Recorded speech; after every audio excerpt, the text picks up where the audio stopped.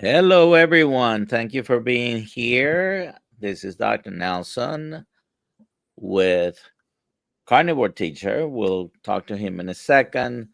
Let me go live on Instagram, and please put in the chat where you're watching from, and we'll say hello to you. If you have any questions for John, uh, please put them in the chat. If you put cute, cute, cute, it's easier for me to catch it. I am by myself right now, and it will be appreciated. Thank you for being here. And John LaSpina is, should I say, retired teacher? Because you're I'm still a teaching. retired teacher, yes. You're still teaching. I'm You're about to right, teach us something. exactly. But I'm a retired middle school teacher of 34 years. So and now I'm still teaching, but I'm a YouTube I don't teacher now. I don't know how you survive though, because middle school usually means 12, 13-year-olds, Uh-huh. and that's a interesting age to say the least. But uh, we're going to talk today about seed oils, and but before that, in case someone's here that doesn't know who you are, give us the 1 minute elevator pitch about who you are and your carnivore story, and then we'll talk about All the right. And seed I oil. forgot to ask you, is this mirrored image to you, or do you see this No, normally? I can read it. It says Okay, stop it's not eating it's seed all right, oil. because for me it looks like a mirror, and I want to make sure the audience can read it properly. I guess it's just me. Yeah. Okay. All right. Elevator pitch. All right. I'll start with something I don't normally start with since you brought it up. I started teaching middle school in 1988. Believe it or not, I was 23 years old. And I didn't stop until I retired a couple of years ago. And that was 34 years.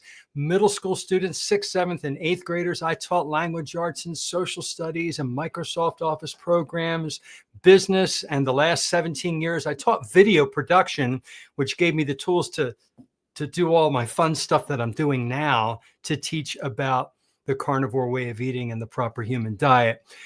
So let's see, about 6.5 years ago, I went on yet another diet because I was, in my early 50s, I was gaining weight and I was trying another diet. I tried keto and I never heard of it before.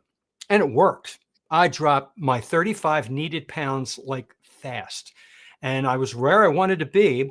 Did that for the rest of the year, but then I ate a lot of oxalate heavy plants, not knowing because they're low in carbs. I ate a lot of spinach, a lot of dark chocolate, a lot of almonds, a lot of almond flour, and I got a kidney stone. Terrible experience. After the kidney stone, I did some research and learned, oh my goodness, I did this to myself by overloading on this particular plant toxin. So I cut out almost all the plants and went ketovore for the next 3 or 4 years. I think it was 4 years, and felt a gigantic like boost in my energy and my metabolism and how I felt. And I also learned about all the plant toxins, not just oxalates, but lectins and phytates and saponins and salicylates and on and on. And then I realized after watching Dr. Anthony Chafee and a few others that who are carnivores, I'm almost there. What is it going to be like if I just cut out the last little bit of plants that I was eating, which was avocado and a little bit of broccoli at dinner? So I cut that out and became a carnivore about 2.5 years ago, and I've been carnivore ever since. Uh, my health boosted even higher. I feel even better, and I started to do more and more research. And I make a video and put it on YouTube every day and teach about the carnivore way of eating and how it can help improve your life mentally, emotionally, and physically. I wrote a few articles, and then since the articles were a success, I thought, well, let me try my hand at a book. And I did. I wrote a book. It's a little baby paperback book, but I wrote my very first book and published it. And it's also on Audible. And I was so excited about that. When was So that, by the way? I published this in late May, and the Audible came out in June. And I also put, since I'm a teacher, I wrote a workbook companion to this so you can apply the concepts of each chapter to your life. So if you go on Amazon or Audible, you can find, it's my name, The Carnivore Teacher. And I can't stop teaching. I couldn't wait to retire from middle school, and now I can't stop teaching because this message is so important. And so many people don't understand the concepts of proper nutrition and our own metabolism. And when I learned those things, I have to pay it forward. I have to tell other people, because other people told me and helped me feel amazing. I feel fantastic. I'm turning 60 July 16th. It's coming up. A couple of days, I'm going to be 60 years old. And I feel 30, to be honest with you. So I'm paying this forward by telling other people. And today I'm going to talk about this. Yeah, definitely. I can attest as far as the feeling. I feel better than I felt in many years. Two things I wanted to explain. Why do we have green screens behind us? Yeah. And that is because the program that we use to broadcast is having a conflict that I don't want to be cut off. Basically, it will kick us out if we use virtual background. So that's why we have our not frequently seen green screens where we project the virtual backgrounds. And the other thing is, Sandra was a high security correctional officer at both female and male institutes, but would never work at a middle school. I thought that was funny. Let me tell you a real quick story for you and Sandra. When I retired, as the months of my retirement progressed, I still had this very high level of anticipated stress that would come on because I did it for so long. And I realized it was a form of PTSD. I was waiting for the anxiety and the stress to happen on a daily basis, and it never came. So I finally settled into my retirement. It took a while, but yeah, Sandra's right. It's it wears you down. Middle It school can be kids. intense. And I have worked with people that age in an organization. But anyways, go ahead. Go ahead and teach us about seed oils. Okay. All right. I prepared. I did some research so I could have my words. I can read off of an outline here so that I can be a little articulate. I wrote a lot about the hazards of seed oil in an article in Healthy You, if you want to look that up. And I also dedicated a chapter of seed oils in my book, The Carnivore Teacher. So something unhealthy and toxic is hiding in plain sight, and it's been marketed as heart healthy, but in reality is one of the biggest contributors to chronic illness in our modern world. And I'm talking about seed oils, also called vegetable oils, though they're anything but vegetables. These oils are in almost every processed food, every restaurant meal, every bottle of salad dressing, and every so-called healthy snack. And once you understand what they are, how they're made, and what they do inside your body, you'll never look at food the same way again. Are you ready to dive in? I All am. right, here we go. Seed oils are industrial oils extracted from things like soybeans, corn, cottonseed, canola, which is actually called rapeseed, sunflower, safflower, grapeseed, rice bran. Now, that might sound innocent at first. Oh, it's just oil from a plant. But we're not supposed to extract oil from seeds in the first place. Our ancestors didn't press soybean oil. These crops were never put on a table, on a kitchen table. They were not part of a human diet in any way, shape, or form. It just came in the beginning of the last century, the early 1900s. And they're not cold pressed like olive oil is. These oils are extracted through industrial processes involving high heat, chemical solvents like hexane, bleaching agents, and deodorizers because the raw product smells so rancid you wouldn't put it near your mouth otherwise. These aren't traditional fats like butter, tallow, or lard. They're a modern invention and one of the most toxic things in our food supply.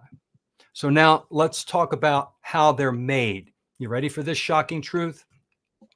I'm going to walk you through how seed oils are actually made because once you hear this, I doubt you'll ever want to touch them again. Step one, the seeds are collected, often from genetically modified GMO crops, sprayed with glyphosate and other chemicals. Step two, they're heated to very high temperatures to start breaking down the fats. This heat destroys fragile omega-3 and oxidizes omega-6s, creating toxic byproducts before you've even consumed a single drop. Step three, they're washed in hexane, a petroleum-based solvent, to extract as much oil as possible. And hexane is a neurotoxin. Ugh. Then they're degummed, bleached, and deodorized to remove the horrific smell and make them look like something you could cook with. And by the time these oils hit your pan or your salad dressing, they've been through more chemical warfare than engine lubricant. Now, I would probably, not that I'm gonna do it, but if I had a gun to my head between a bottle of canola oil and Mobile One synthetic oil, I don't know. I might try the Mobile One first. Because people, you just described the process of all of them. All the ones that are seed oils, that so-called seed oils, go through the same process, and they have been rancid before gets to your bottle. exactly. And if you've smelled an oil that has gone rancid, you understand, and you'll be able to identify from the first time you smell it. You can tell when, by the way, seeds, nuts, and things like that also can go rancid and have that smell. Yeah. Like peanuts, macadamia nuts, Mhm. almonds, all these things, they can all go rancid, and it's a very peculiar smell. Yeah, it's disgusting. Your olfactory senses that God and nature gave us are fine-tuned to detect rancidity and to deter us from eating it because we are an animal, and just like the animals in nature, we have an inert sense of what to eat and what not to eat. We override that with our modern brain, but if we just go by our gut instinct, if something smells bad, we don't eat it. Yeah. So let's see what they do to the body. Well, there's 4 things that seed oils do that are very bad when they get inside our body. And it's inflammation, it's oxidative stress, it's mitochondrial damage and metabolic dysfunction, and it's obesity and satiety dysregulation. It's more like 6, right? So let's talk about inflammation. Seed oils are loaded with omega-6 fatty acids, especially linoleic acid. In excess, this throws your omega-6 to omega-3 ratio way off balance, promoting systemic inflammation. Chronic inflammation is the root of nearly every single modern disease: heart disease, cancer, diabetes, Alzheimer's, and more. And sorry for interrupting, but omega-6 fatty acids are actually essential fatty acids. Our body doesn't make them. Right. However, where we need, I'm going to make an analogy, where we need a drop a day, and consuming these vegetable seed oils, we're getting an equivalent of a gallon a day. Yes.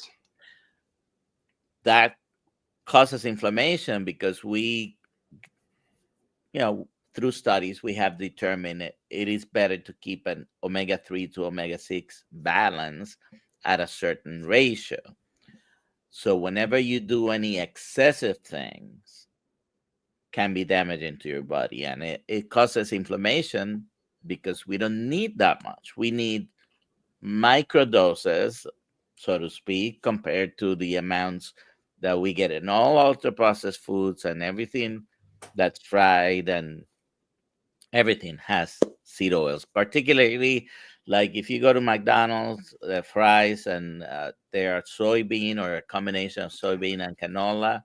And most, there's just a few restaurants that are using either beef tallow. I don't think anybody's using lard right now, and I don't know. Uh, Most of them use. Not that you should be eating French fries. I'm not promoting that, but go ahead. No, you're right. You're right. We do need a very small amount of omega-6 that's already in beef tallow. It's in lard, a lot more in lard. It's in chicken schmaltz, but a very small percentage. And our body needs that small percentage to initiate appropriate inflammation. When we get little rips and tears and scrapes and damage in our body, you want your body to rush to the area and inflame it to fix it, right? And then the omega-3s put the fire out. But like you said, it's like a gallon. When we eat these seed oils, we're not just taking a drop of it that's in healthy animal fats. We're drinking so much of it, eating so much of it, and it's causing, like, for example, I used to have severe lower back pain from my early 20s until I was 53 years old, till I started this diet. I didn't know what it was. As soon as I stopped the high omega-6 linoleic acid seed oils, my back pain disappeared forever. And I realized, aha moment, that was inflammation that was inappropriate. Oh my gosh, what an epiphany I had. So we do need it, but in very, very small amounts. All right, And let do me you go. want to see? Do you want to see what the best supplement of all those omega uh, essential oils is? The best supplement?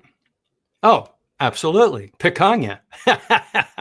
I recognize that right away. That's picanha. Am I right? Yes, I yes. love picanha. It's just the best. It's the best fat to protein beet ratio. It's absolutely, you got my mouth water in there, Doc. All right, let me go on to number 2. So that was inflammation. 2 is oxidation, oxidative stress. And because of how unstable these fats are, these seed oils, they oxidize easily, especially when exposed to heat, light, and air. Inside your body, oxidized fat create lipid peroxides, which damage cells, mitochondria, and your DNA. It's like rusting from the inside out. Okay, number 3 is mitochondrial damage and metabolic dysfunction. These oils interfere with how your cells generate energy. They clog up the machinery of the mitochondria, leading to insulin resistance, fatigue, and weight gain. And linoleic acid in those high amounts gets stored in fat tissue and stays there for many, many years. And this is why a lot of people get sunburned right away when they get out in the sun instead of getting tan, because their skin cells are made from a faulty substrate, seed oils. Let's look at number 4, which is obesity and satiety dysregulation. Studies show that linoleic acid, too much of it, disrupts your hunger hormones. It blunts leptin sensitivity, meaning you don't feel full, and it hijacks your dopamine system, making you crave more junk. And it literally rewires your brain to overeat ultra-processed food. Seed oils are one of the main drivers of the modern obesity and diabetic epidemics today. And yet they're still being pushed as heart healthy by mainstream nutritionists and food labels. And It's there crazy. are people out there defending them as well. Oh, I'm on Facebook and Twitter daily. I'll put a little meme out about, saturated fat and, dispelling the myth. And I get people arguing with me. Show me the studies. What are you talking about? It's going to clog. And they go on. And I have to tell them truth. We have to fight these myths and these echoes of myths that have been repeated over the decades. We have to fix them and tell people the truth, because this is getting out of hand. People are dying. All right. We didn't have heart attacks, before, when was it? Eisenhower. He was the first, very publicized heart attack. Before that, it was pretty rare to get a heart attack when we were eating butter and lard and tallow. And now people are getting these, these clogged arteries, which comes from oxidative stress and inflammation, like I talked about, from seed oils and sugar glycation. All right, we ready for number 5? Now let's talk about how they're hiding and how to avoid them. Because if I'm going to talk about seed oils, what they are and what they do in the body, now we have to figure out how to get away from them. Okay, they're everywhere, like Dr. Nelson just said, everywhere. I was driving by a local restaurant to go into my gym, and I went through the back way, where their back door is, and I saw the loading truck, and they were unloading the supplies, and I saw big cases of soybean oil. I rode right up and saw it. Every restaurant, almost every restaurant, uses these. Even the high-end restaurants, you have to tell them not to. These seed oils are in salad dressings, chips, crackers, mayonnaise, condiments, anything deep fried, French fries, nuggets, fish, restaurant meals, even the healthy ones. They're in protein bars. They're in nut butters. They're even frozen vegetables sometimes.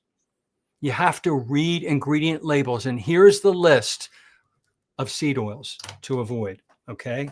I bought a shirt, folks. I spent some money on the shirt. This is so important. This is more important than avoiding high sugar, in my opinion, because the body can recognize glucose.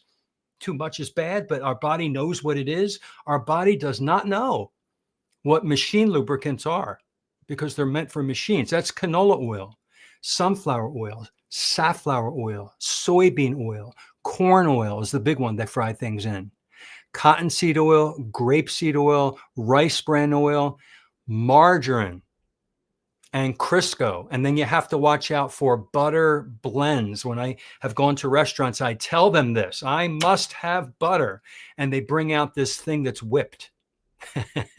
And I have to push them, what is it? And they say, it's butter. They use the word butter like we use the word Band-Aid, right? It's the brand name. So It's not, it's there is a whipped. restaurant that I like to go to, and I know many carnivores go and visit this particular restaurant. And I'm gonna say the name because you can go, just avoid the butter. Texas Roadhouse. Oh, It's everywhere.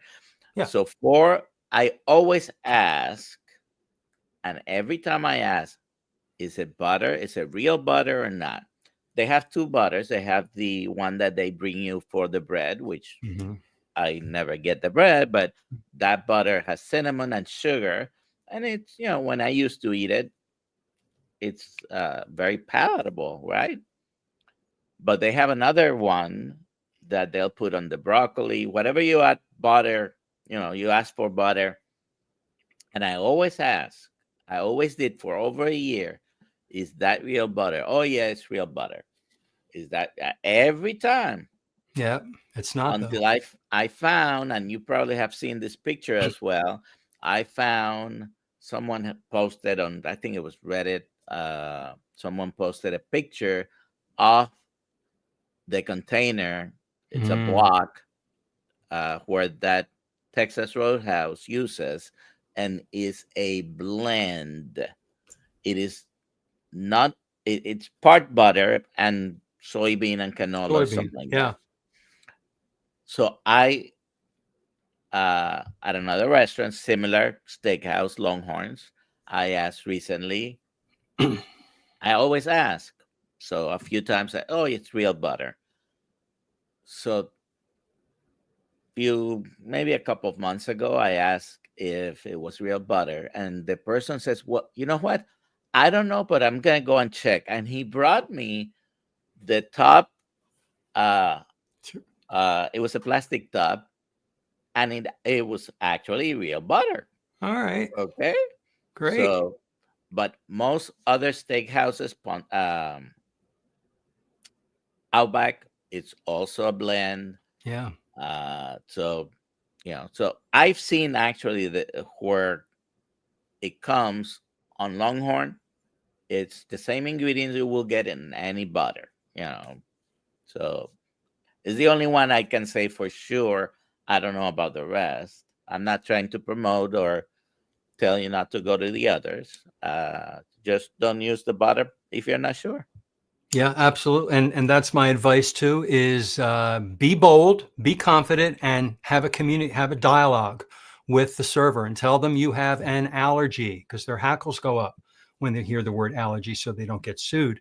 And you Yeah. tell them, I cannot consume seed oil. If you have to, just say it gives me bowel problems. And that really does for a lot of people.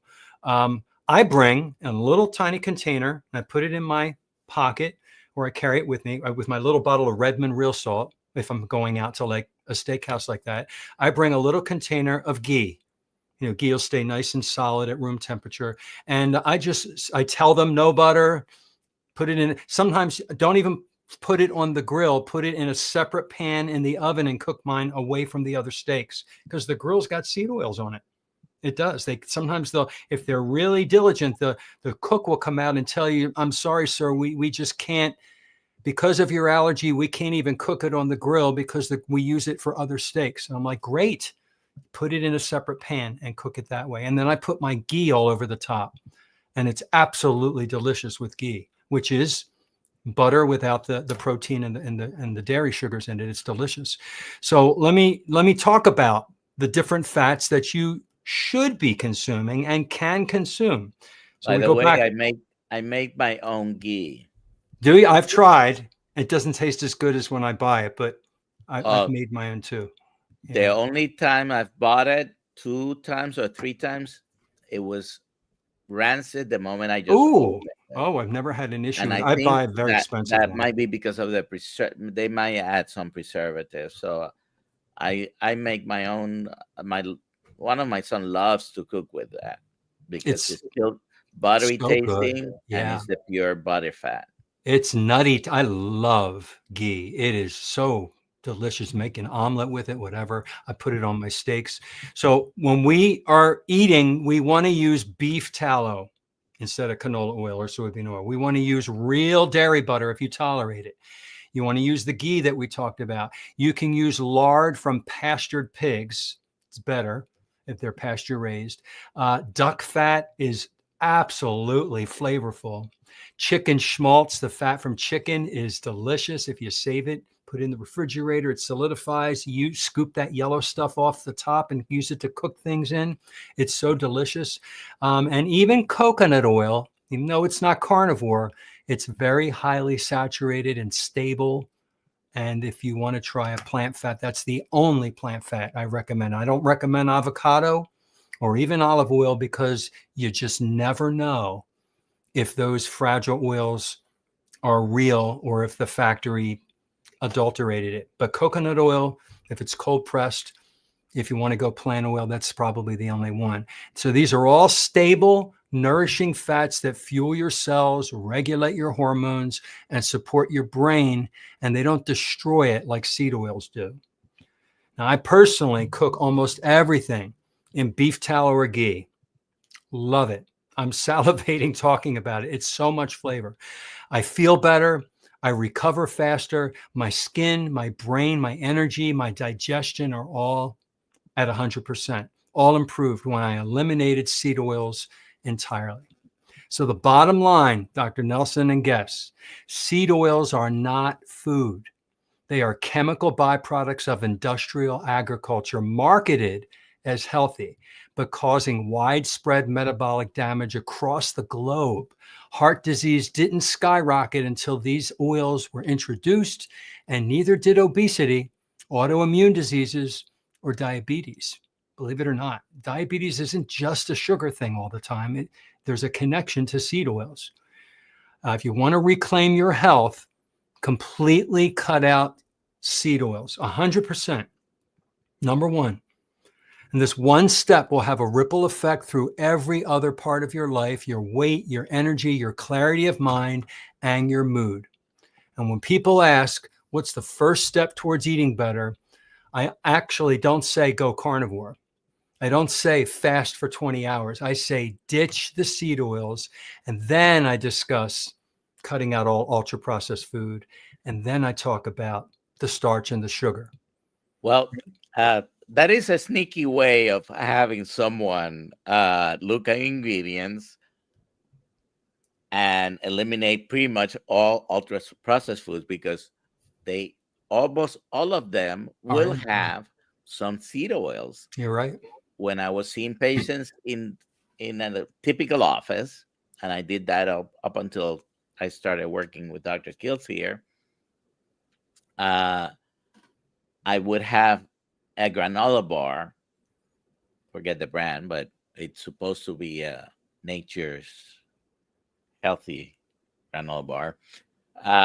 And the first seven ingredients, you know that the ingredients, they have them in order of the content in Right. the product, right? So the Mhm. number one ingredient is the most common in the whatever the product is. Mhm. So out of the seven first ingredients, one of them is salt. So let's put salt aside. Okay.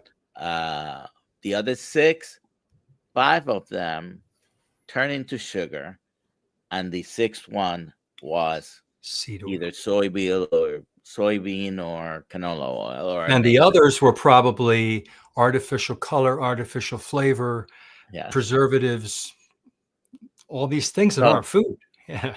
what I mean sneaky is because if you tell someone and you convince them, okay, I'm gonna take a look at seed oils, avoid them. Almost all ultra processed foods have one of those. Okay. Absolutely. And if you start looking at that, okay, what else is in there? And you start reading all these ingredients. There, I have a list of 262 different names for sugar. Yeah. Okay. If anyone wants to know the list, you can try to find it on my Facebook or send me an email. I'll send you the list. 262 different ways that they put something else that is sugar, but they are not using the term sugar, right? And if I gave you an olive or an avocado, you might get oil out of it somehow because people did I mean, olive oil is mentioned in the Bible.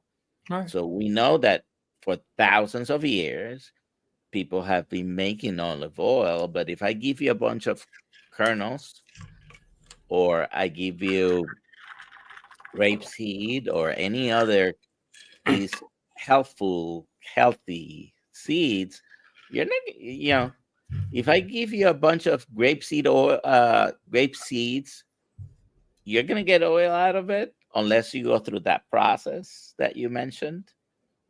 Yeah, corn. By the way, uh, you mentioned that people ask you for the studies.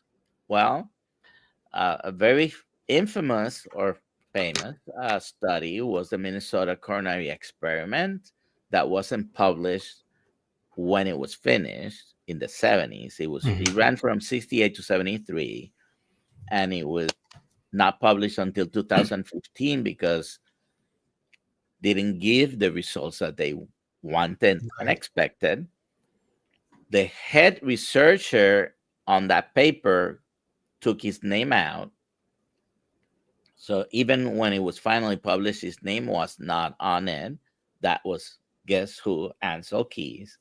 There are people who defend everything that he's done. I know. But and the Minnesota coronary experiment, 68 to 73, was done in people who were in mental institutions, and they had a big two cohorts. They did give them the choice of using animal fat or using it was corn oil the experiment with, and at the end they proved that corn oil did lower cholesterol.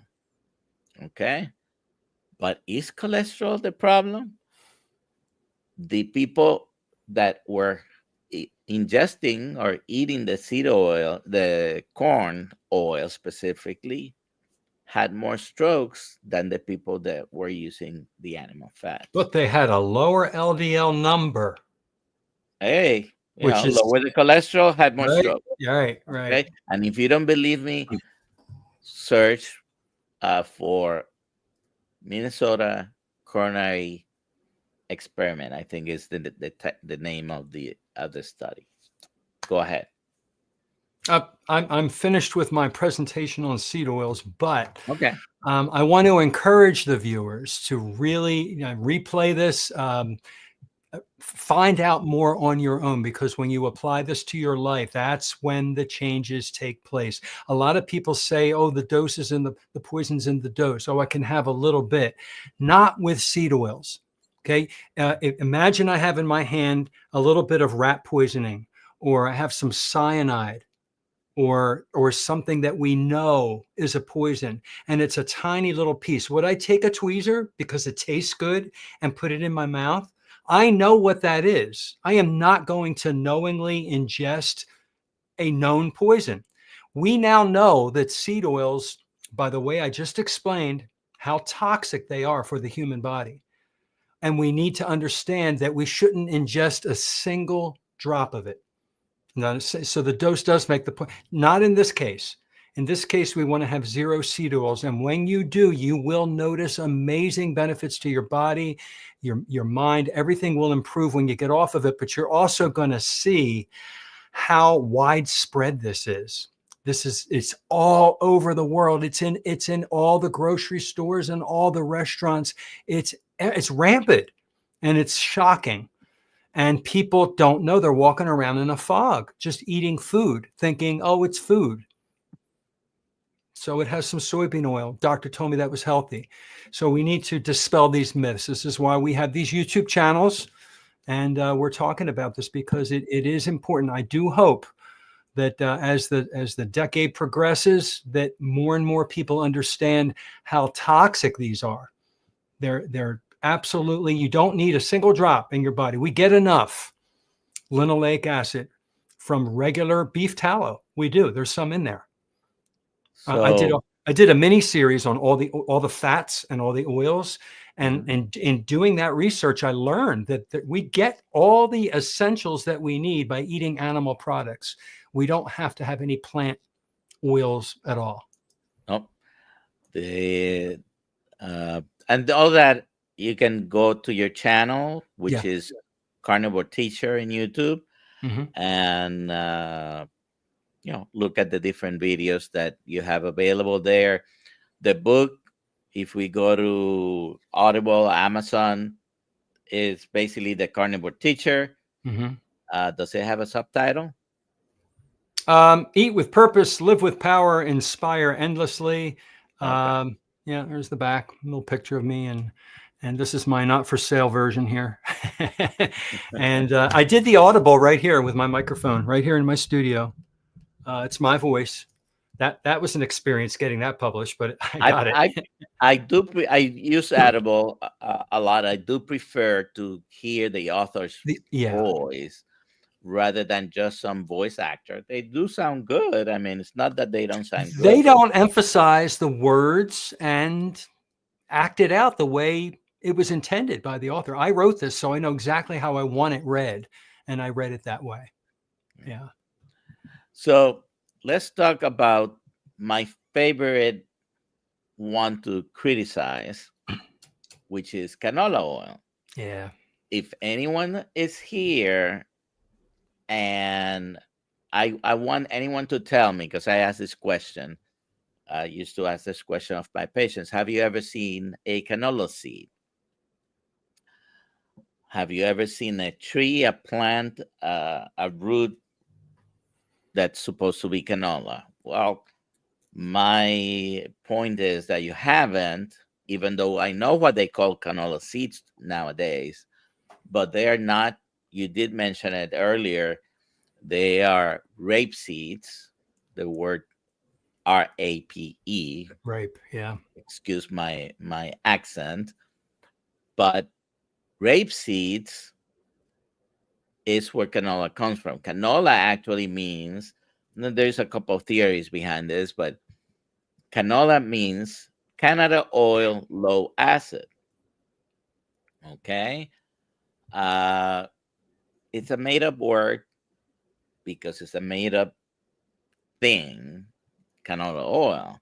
Canola oil has been in existence since the first part of the 20th century, 1900s, when they learn how to make all these different oils. And up until 19, I believe it's 1974, it was used only as a lubricant. Okay, machinery lubricant, which means I call it motor oil. Now, in 1974, they were able to get some of these seeds to produce only a 2% of uric acid. I think is the word uric acid in regular rapeseed oil is 52% of the oil. Wow. Okay. And it's cardiotoxic, damages the heart. But in 1974, and since then, they've been able to, through breeding techniques, and now generally straight genetically modified organisms, GMO seeds, produce the seed to yield only about 2%. And the government allows 2% of this uric cardiotoxic acid to be in your oil. The same production line can have oil going into small bottles and cans, and another line going into 55-gallon drums, because it is the same thing that you use for cooking, what's used as a biodiesel. To this day, the same kind of, you can, if you have a automobile that uses biodiesel uh, for um, moving, basically you can buy, you get a bottle of canola oil off the store, and you can put it in your Yeah. car. What does that tell you? Okay. Pretty scary. So I don't know that I would. Once I learned this, I've been accidentally, about 3 weeks ago, I think it was 4 weeks ago, I went to a place to have breakfast with my wife, and I ordered steak and eggs, an omelet with steak, and don't hold the veggies. And as soon as that plate came in, uh, I smelt it, and I said, You could tell. "Oh, Yeah. I didn't ask Yeah. about what they were cooking this in." And I could smell the vegetable oils. I don't know what they were using. They already served it. I ate it, uh, but now I know I'm not going there again to ask. So many people have made the comment, I don't eat out anymore, and that's probably Yeah. the best It solution. is. Just I eat out so infrequently. I mean, I'm about to go on a birthday cruise, so I'm going to be taking my card that I made that says I'm allergic to all these oils. Please keep me safe and only use beef tallow and butter. And I hand it to the restaurant, and I always eat the same part of the ship, and I go to the carving station, so I can control it. But when I don't go out anymore around here that much, and when I do, to me, it's like, oh, I have to go to a restaurant. Okay, let me get my salt. Let me get my ghee. Let me do the conversation. It's not so fun anymore. But to me, it's more important to be that way, to make sure that I get my steak without that in it. I did a test once. I was out with a friend, and I got, I think it was just a ribeye, medium rare. He got the ribeye medium rare, but I said, I need it cooked this way without the seed oils. Use real butter or don't use anything. They both came out and they looked different. They did. I started eating mine, and just for the hell of it, I took a taste of his. Completely different flavor because they put seed oil on the grill. It was disgusting. Yeah, I now can tell. Just like you said, you could smell it. and sometimes some places cook on a flat grill, and they tell you they're cooking the steaks or the burgers on their own fat, but some may have the habit of using a bottle of spam to spray down Yeah. on the grill, which is usually, it's soybean oil usually. Uh, so I buy an olive avocado mix, which sometimes I use to spray. Doesn't have any propellants or any other uh, ingredients, or so they say. Uh, if you have any questions, people, I haven't seen any question, put them in the chat. QQQ. Maybe you have asked questions, I didn't see them. I apologize for that. Uh, but the story of all these oils is very similar. Like he said, they're industrially produced. And sometimes you cannot even trust, even if you like to use olive oil and avocado oil, you cannot even trust that Let's talk the a little bit product about in those. there is Yeah. what you want. Can Because we very talk a little bit often about those? Because I have discussions with people that often, they're just out of the blue, I get a text message from friends who know that I'm a carnivore, and they say, they send me a picture of something with the ingredients. Is this okay? Is this okay? And I'm reading it, and I have to tell them the truth that it's not okay. And I point things out. Olive oil is it's a plant. It's extremely fragile to light heat in time, and uh, we shouldn't be cooking with it in high heat because it denatures, it oxidizes, and most olive oil today is adulterated. They mix canola or soybean oil and they don't tell you about it on the package so that they can sell large quantities. There are not enough olives growing in the world today to make the amount of olive oil that you see in all of the bottles in all of the stores in all of the countries. So you know that it's not real. Real olive oil comes in a dark glass bottle. It has a harvest date, not a sell by date or a use by date. When were the olives harvested? You want to get them within the last 2 years, single sourced, and it's going to cost you $25, $30 a bottle. If you're paying $7 for a nice bottle of olive oil in a clear plastic bottle, I hate to tell you the truth, but you're not getting olive oil. And another test is to take a little bit of it and put it on the back of your throat. If it burns a little bit, tastes a little bit like grass, you have real olive oil. In Europe, it's easier to find. In America, I hate to say it, but the olive oil, most of it's adulterated. Avocado oil is supposedly very saturated, so you can use high heat to cook with. But again, we don't know if we're getting the pure, real thing. real avocado oil from the company. If you bought it and Because it was affordable, it's they probably also not. cut it. They cut it, but they don't say it on the package, which really burns me up. Because how are we, the consumer, supposed to know what we're consuming if they won't even write it on the package? There's these little levels that if it's below 1%, they're allowed to leave it out. So, you stay safe and you buy things that don't have ingredients. It's easier. That is one of the reasons. If I eat sardines, I buy the ones that come in just water.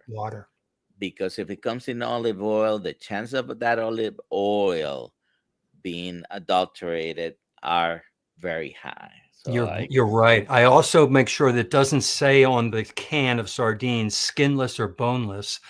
I want the skin. Full skin, bones, and everything. I want the bones for the calcium and the skin, the omega-3. Oh my God, they're so good. And you know what I do? This is not carnivore now. I'll take a little bit of yellow mustard. I'll squeeze a little bit of yellow mustard on there. It's so delicious. Or just eat them the way they are. They're absolutely delicious. Sardines, anchovies. Yeah. Very good. By the way, mustard is very easy to make if you like to use spices, which is not carnivore, but if you like to use spices, make your own. I have made it here. It's very easy to make. Unfortunately, the taste with real mustard seeds, it's going to come out stronger than what you get in a bottle because they diluted it and they are preservatives. Well, their vinegars, who knows how old their vinegar is and everything. Yeah. Well, vinegar is part of what you do put in. So you can use apple cider vinegar, you can use white vinegar. But anyways, you can make your own mustard. Is the point. You can make your own mayonnaise as well. Mayonnaise, regular mayonnaise, is soybean. Most of it is. You're right. And they do sell some that are avocado mayonnaise. Again, we don't know what the avocado oil is. And they do sell some that are olive oil mayonnaise, but you don't know what that olive oil was. So if you I have a recipe. Oh my gosh, I've made mayonnaise, and I make it with bacon fat. You liquefy the bacon fat a little bit. It's not completely liquefied, and you mix it in with the egg yolks and you beat it. And it's the best mayonnaise you'll ever. It's like aioli. It's so delicious. So And a you know what question you're fed about is. that. For saturated fats to be liquid, you have to heat them up a little bit. Right. What happens when you add the egg? Well, you want the egg to be at room temperature before you break it in there. You keep the eggs at room temperature before you separate the yolk from the white, and you put them in there. You experiment with the temperature of it. And then when you put it in the refrigerator to save it for later, it's going to get firmer than regular mayonnaise because you refrigerated it. It is interesting. Saturated fats at room temperature or refrigerated are fairly solid, definitely solid in the refrigerator. You put olive oil in the refrigerator, avocado oil, or any of the seed oils, they stay a liquid. And that's how you can tell they're either polyunsaturated or monounsaturated, because they don't have enough hydrogen to keep them solid. Yeah. All right. Let's read some of these comments. I know what I could say while we're waiting here too. I have a lot of containers, glass containers of fat that I have rendered from different meals in my refrigerator because I can't throw them out. I love my fat. So I have this grill that I bought, Bighorn grill, that's propane, and it shoots the flames down from the top. All right. Okay. And I bought it, and I put the steak on there so the flames are really close to, oh, it's the best steak I've ever had. And all the fat drips down to the pan. And when it's cleanup time, I just take that pan and I just dump it into a glass jar, and I put that rendered tallow in my refrigerator, and I use it for cooking. I use it for stuff. Bacon fat, same thing. Save that bacon fat. Save any drippings from meat. You save and use, because I know Dr. Kiltz doesn't promote rendered animal fats as much as eating the fat that's in its natural state. And I agree with him but I hate to throw this rendered fat away. It's still okay. But if you're going to use fat, then that's a better. Yeah. You don't want to use seed oil. You want to use that fat. And if you render, Papa Carnivore was mentioning in a comment that he renders his own fat. Basically, you buy fat trimmings. You can put them at very low heat. Yeah. Use your slow cooker if you want.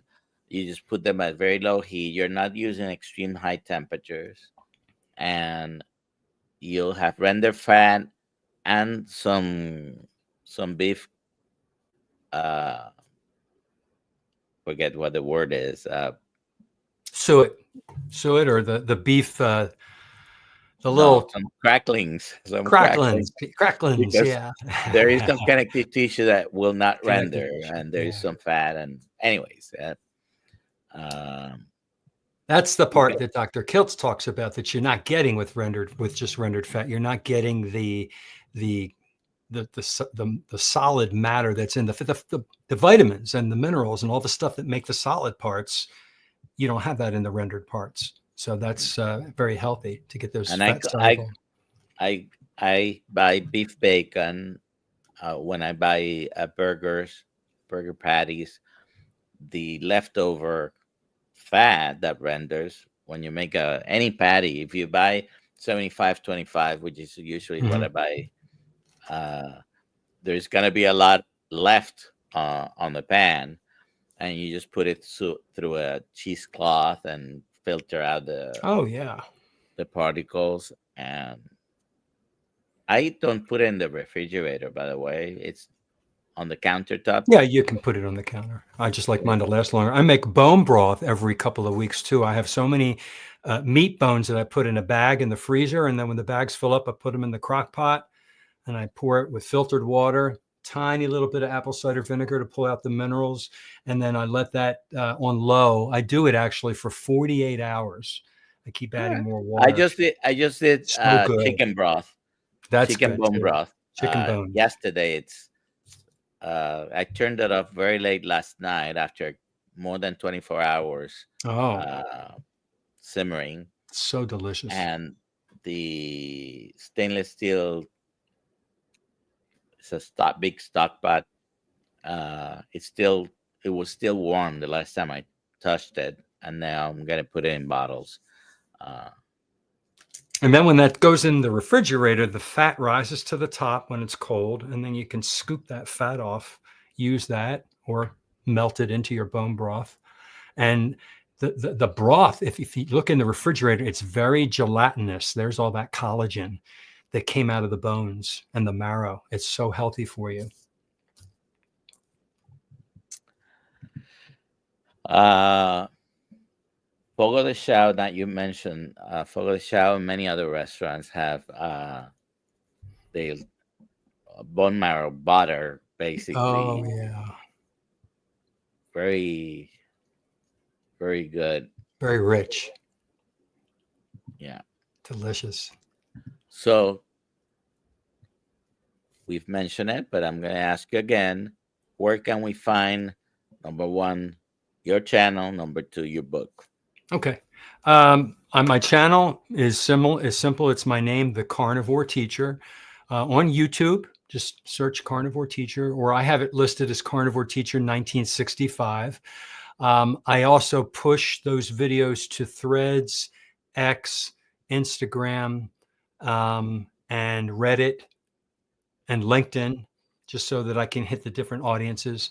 My book is on Amazon, same name. I tried to keep it real simple so everybody can remember it. The Carnivore Teacher. Just go to Amazon, type in Carnivore Teacher. You'll see the book. You'll see the workbook if you type in workbook.